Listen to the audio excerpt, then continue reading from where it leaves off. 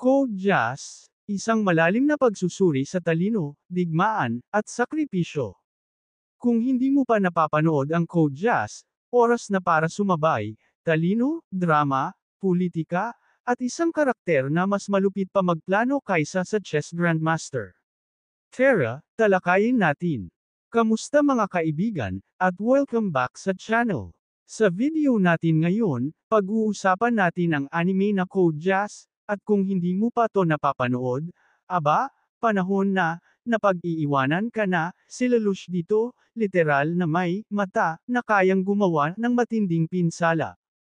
Ang Code Geass ay isang kilalang mecha anime na umere sa Japan mula 2006 hanggang 2008, at sa US mula 2008 hanggang 2009, mayroon itong dalawang season, R1 at R2.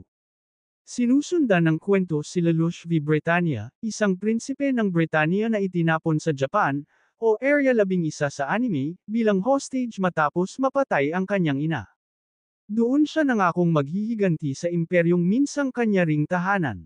Bukod dito, pangarap niyang lumikha ng mundong masaya at ligtas para sa kapatid niyang si Nunnally, na may kapansanan.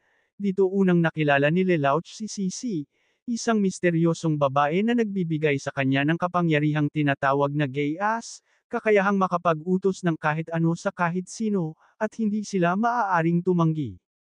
Sa tulong ng kapangyarihang ito at ng talino niya, unti-unti niyang nabuo ang organisasyong Black Knights habang nagtatago sa identidad na Zero.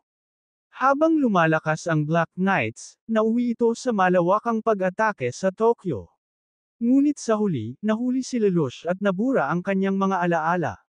Isang taon ang lumipas, nabubuhay na muli si Lelouch bilang isang normal na estudyante, walang kaalam-alam sa kanyang nakaraan bilang Zero, ngunit nang maibalik ang kanyang memorya, ipinagpatuloy niya ang mga layunin niyang ihinto ang katiwalian ng Britanya. Sa season na ito, tinalo niya ang Emperor, na siya rin palang kanyang ama, at maging ang kanyang karibal, isang taong medyo tunog smiggle at hindi kagandahan, kung magiging totoo tayo. Sa dulo, dahil sa laki ng gulong dinulot niya, bumuo si Lelouch ng plano upang tapusin ang digmaan, ginawa niyang sarili niya ang bagong kinapopootang emperador, upang pagkakaisahin ang buong mundo sa iisang layunin, patayin siya. At nang mangyari ito, naging tulay siya upang makamit ang tunay na kapayapaan, isang sekreto na alam lamang ng iilang tao. Mga pangunahing tauhan bukod kay Lelouch. Cece, ang immortal na babaeng nagbibigay ng Geass kay Lelouch. Siya rin ang pangunahing love interest niya. Nunnally, kapatid ni Lelouch at ang dahilan ng karamihan sa kanyang desisyon. Nagiging sentro siya ng tunggalian sa R2. Suzaku Kururugi, matalik na kaibigan ni Lelouch.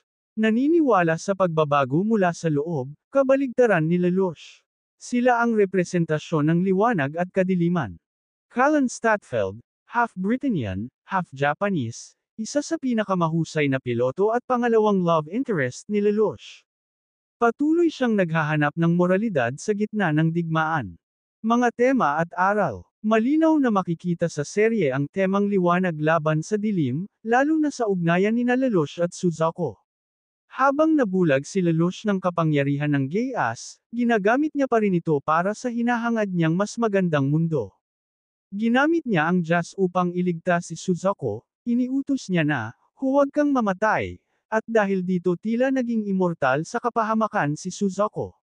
Sa katapusan, siya rin ang pumapatay kay Lelouch, upang maisakatuparan ang Zero Requiem.